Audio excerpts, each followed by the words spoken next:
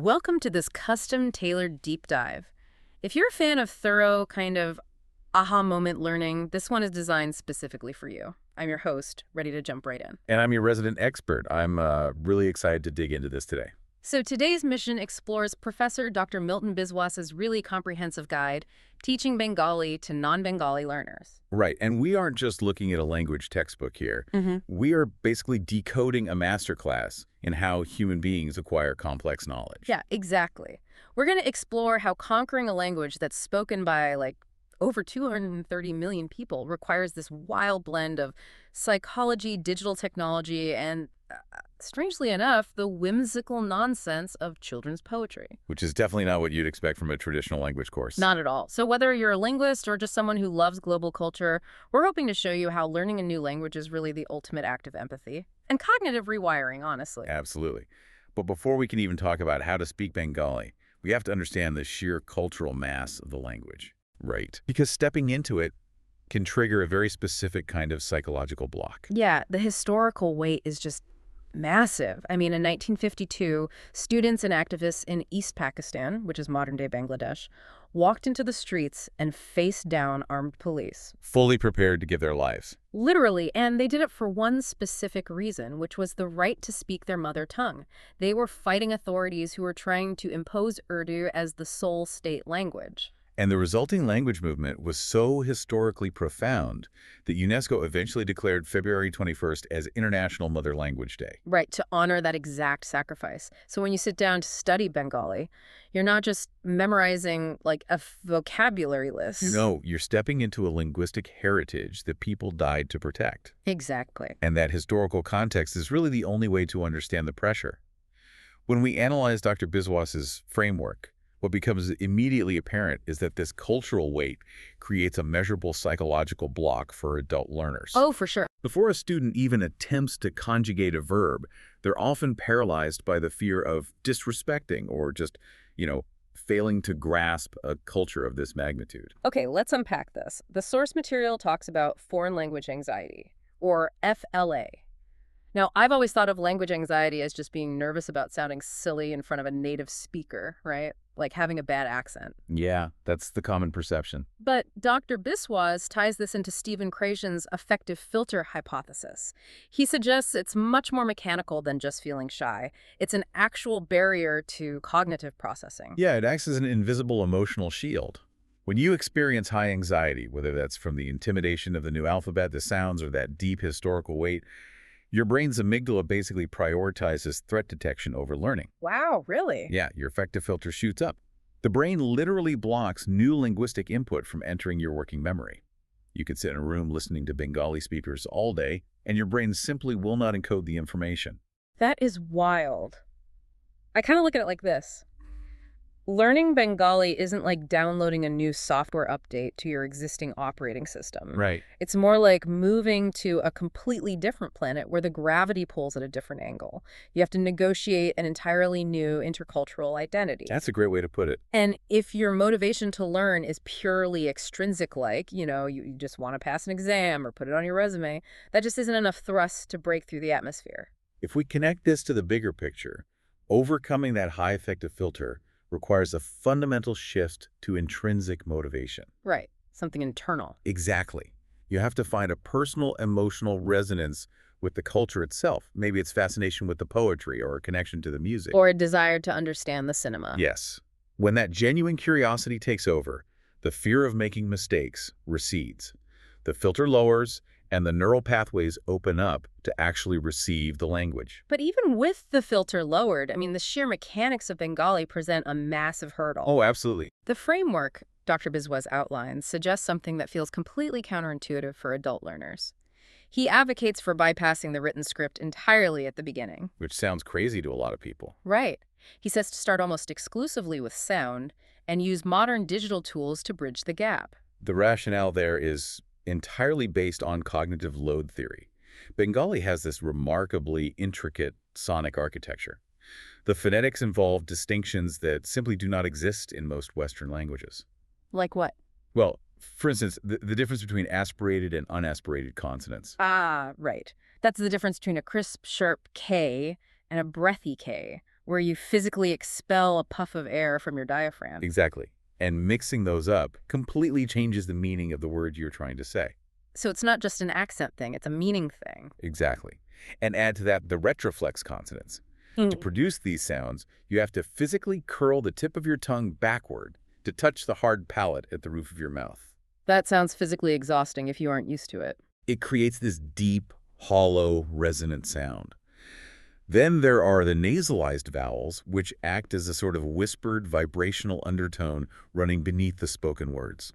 And the rhythm itself requires a total recalibration, right? Because English is a stress-timed language. We hammer certain syllables and compress others like we're tapping out Morse code. Right? Exactly. But Bengali is syllable-timed, so every single syllable receives nearly the exact same duration and beat. It creates this flowing, almost metronomic, hypnotic tempo. And trying to master those intense physical mouth movements, plus that new rhythmic timing, while simultaneously trying to decode a completely unfamiliar alphabet. It's just too much. It will instantly overload an adult's working memory. The effective filter will slam right back up. So to solve that, the text points to relying heavily on romanization, like typing out Bengali sounds using English letters and utilizing AI-driven transliteration tools. Yes, the tech bridge. So you type AMITOMAKBHALBASHI, and the AI chatbot helps you practice saying Ami to make balabashi or I love you.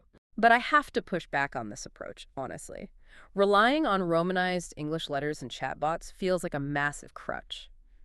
If your ultimate goal is fluency, aren't you just building bad habits and delaying the real work of learning the actual language? I understand the skepticism, for sure, but it fundamentally misinterprets how adults acquire conversational fluency. It is not a crutch, it is a vital scaffold. A scaffold. Visual decoding, reading a new script, and auditory processing, speaking, and listening, they use different neural pathways. By removing the visual burden temporarily, you isolate and accelerate the auditory muscle memory. So you're saying it allows them to achieve immediate conversational confidence without the overwhelming visual data? Yes, they can immediately start practicing what Dr. Biswas terms survival Bengali. Right, like marketplace haggling. Exactly. Yeah. Imagine you're in a bustling market in Kolkata.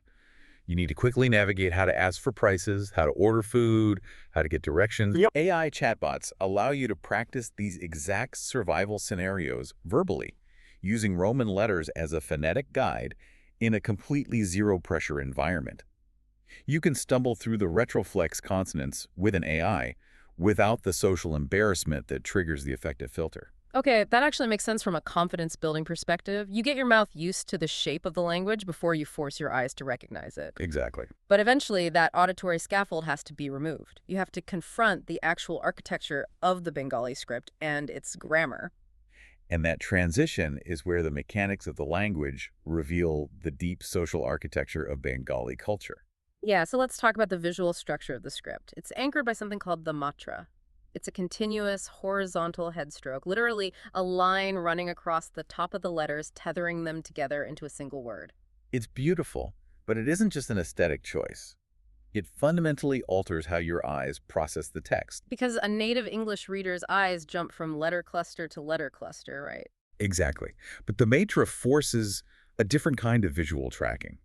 Because the letters are physically unified by that top line, the brain is encouraged to process the entire word as a single cohesive visual block rather than a string of individual characters. And then you encounter the jiptakor, the complex conjunct letters. Oh yes, the jugtakar. When two or more consonants combine without a vowel between them, they don't just sit side by side like the S and T in the English word stop. They literally morph. They do. They combine into entirely new, incredibly intricate typographic shapes. You have to learn a whole new visual vocabulary of merged forms. Which is wild.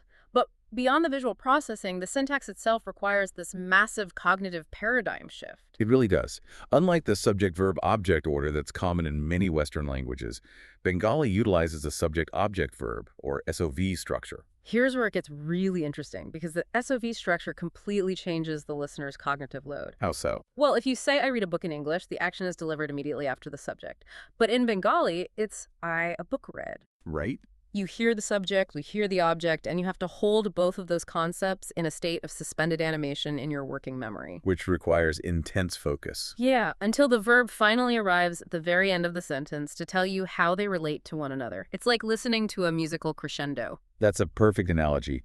It demands an incredibly high level of active, patient listening. You cannot interrupt or assume the trajectory of a sentence Right. because the core action is withheld until the final syllable. It's like a cognitive juggling act. You throw the subject in the air, you throw the object in the air, and you just have to keep your eye on both of them until the verb lands to complete the pattern. And while you are juggling that suspense, you are also navigating a grammatical system that maps reality very differently than most European languages. Right. Let's look at how it handles gender and respect. In Bengali, verbs and third-person pronouns are completely gender neutral. Yes. The pronoun "si" does not distinguish between he or she. The conjugation of a verb does not change based on whether a man or woman is speaking or whether the subject is male or female. But don't mistake that lack of gender coding for simplicity. Instead of categorizing the world by biology, the grammar codes heavily, and I mean intricately, for social respect and hierarchy. Yeah, there are three distinct tiers of honorifics just for the word you. You have apni, which is formal and highly respectful, used for elders, superiors, or strangers. Okay. You have tumi, which is familiar, used for peers, friends, and equals. And finally, you have tui, an intimate form reserved for very close confidants, siblings, or children. And the kicker is that the verb ending changes entirely depending on which of those three pronouns you use. Exactly. So the verb for to come morphs depending on whether you were asking your boss to come in, your best friend, or your child. This raises an important question about linguistic relativity.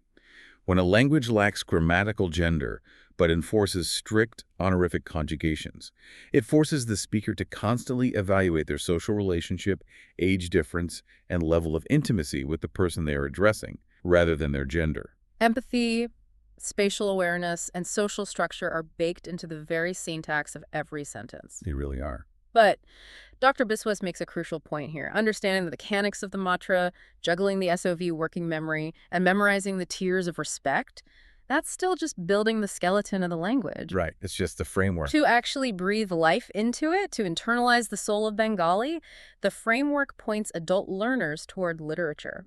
Specifically, it prescribes starting with children's literature before graduating to emotional realism. On the surface, handing an adult business professional or an engineer a children's book of nonsense poetry sounds almost insulting. Right, like why am I reading this? But pedagogically, it is a brilliant strategy for dismantling the adult ego.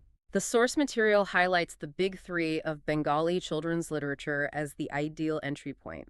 Rabindranath Tagore provides soothing, rhythmic cadence. Upandrakishore Roy Chowdhury offers crystal clear, folkloric, moral storytelling. And then there is Sukumar Ray, who is essentially the grandmaster of absolute, unadulterated nonsense and humor. He wrote a famous collection called I Bowl to Bowl, which literally translates to gibberish. And this brings us right back to the psychological theories we discussed at the beginning of this deep dive. But let's really interrogate this. How does reading gibberish about absurd imaginary animals, like Sukumar Ray's famous duck-porcupine hybrid, actually help an adult learn a deeply complex historical language? What's fascinating here is humor and intentional absurdity are the perfect solvents for the rigidity of the adult brain. Adult learners are notoriously terrified of being wrong. Oh, yeah. They suffer from an intense compulsion to translate every single word one-to-one into their native tongue to ensure they have perfect logical comprehension. They agonize over the dictionary definition of every syllable. Precisely. Yeah. But when you introduce a nonsense poem by Sukumar Ray, you completely strip away the pressure of literal translation. The text is intentionally absurd. It isn't supposed to make logical sense. Wow, okay. When the adult brain realizes it cannot force a logical one-to-one translation, it stops trying. It surrenders. And when that rigid need for logic breaks down, what are they actually paying attention to? The sound, the elasticity of the language, the cadence, the internal rhyme, the way the retroflex consonants bounce off the syllable-timed rhythm. I love that. Humor completely bypasses the affective filter. You cannot be rigidly anxious about your intercultural identity when you are laughing at the phonetic bounce of a ridiculous poem. It sneaks the musicality of the language past the amygdala's defense mechanisms. It's a brilliant psychological hack. You use absolute nonsense to teach the underlying physical rhythm of the language. Yes. And once that rhythm is internalized, the learner is finally ready to transition from whimsy into profound emotional realism. This is the phase where language learning evolves into true cultural immersion. The text points specifically to Rabindranath Tagore's short stories to facilitate this transition. Kabuliwala is highlighted as a masterpiece for this exact purpose. It's a story about an Afghan merchant, this large, rough man who is incredibly far from his home in Kabul, trying to make a living in the streets of Kolkata. And he strikes up this deeply tender, highly unlikely bond with a tiny chatterbox of a Bengali girl named Minnie. Because she reminds him of the daughter he was forced to leave behind in Afghanistan, right? Yes, it is a story that deals heavily with themes of displacement, the silent agonies of economic migration, and the universal transcendent nature of parental love. The framework also highlights The Postmaster, another story by Tagore. It's about a young, educated man from the city who is assigned to a remote rural village. Such a powerful story. Yeah, it explores the crushing weight of urban isolation when placed in a rural setting, and his complex, ultimately tragic bond with a local orphan girl who helps him survive his loneliness. These aren't just vocabulary exercises. Not at all. These are profound explorations of the human condition. If we connect this to the bigger picture, using stories like Kabuliwala achieves the ultimate goal of Dr. Biswas's framework, intercultural empathy. When a learner has to push through the Bengali script and the SOV sentence structure to uncover the heartbreak of an Afghan merchant, the language ceases to be an academic puzzle. They begin to feel the societal barriers, the economic desperation, and the shared humanity of the characters. They're no longer just decoding verbs. They are literally seeing the world through a Bengali lens. The emotional weight of the narrative acts as an incredibly powerful mnemonic device. You don't just memorize the Bengali word for sorrow or daughter or distance from a flashcard. Right, because you have context. Exactly. You remember those words permanently because you felt their weight within the context of a devastating story. So what does this all mean? When we trace the arc of this entire methodology, we start with the intimidating, massive scale of Bengali, a language with a history so fierce it birthed International Mother Language Day. We acknowledge how that historical and cultural weight creates a literal neurological block in the adult brain. Right. Then we lower that block by shifting to intrinsic motivation, and we bypass visual overload by using digital transliteration tools to build an auditory scaffold. We master the breathy consonants and the syllable-timed metronome first. Then we confront the visual beauty of the matra and the cognitive juggling act of holding the subject and object in our working memory until the verb arrives. Yeah, we navigate a grammar that discards biological gender in favor of a highly intricate three-tiered map of social respect. We use the absurdity of children's poetry to break our adult obsession with literal translation. And finally, we anchor all of those skills in the emotional realism of literature, forging genuine empathy with the culture. This entire journey proves that acquiring a complex language is not merely an academic exercise. It's an act of cognitive rewiring. It expands your emotional and neurological capacity to exist in the world in a fundamentally new way. You don't just learn to speak Bengali. You learn to think and feel within its architecture. Which leaves us with a final provocative thought for you to mull over. We spent a lot of time discussing how Bengali grammar lacks gender pronouns but is hyper-coded for social respect, hierarchy, and intimacy. Yeah. If you were to immerse yourself in that syntax completely, if the physical act of speaking Bengali daily forced your brain to constantly evaluate a person's age, status, and your intimacy with them, rather than their gender, how might that rewire your broader perception of the world? That is a fascinating question. How might speaking Bengali permanently change the way you perceive the social hierarchies and gender dynamics within your own native culture? It's definitely a compelling thing to consider. The syntax we use doesn't just describe our reality, it actively dictates what we pay attention to. Definitely something to think about the next time you hear a new language being spoken or, the next time you read a nonsense poem. Thank you for joining us on this custom deep dive. Keep asking questions, keep exploring, and as always, keep your curiosity alive.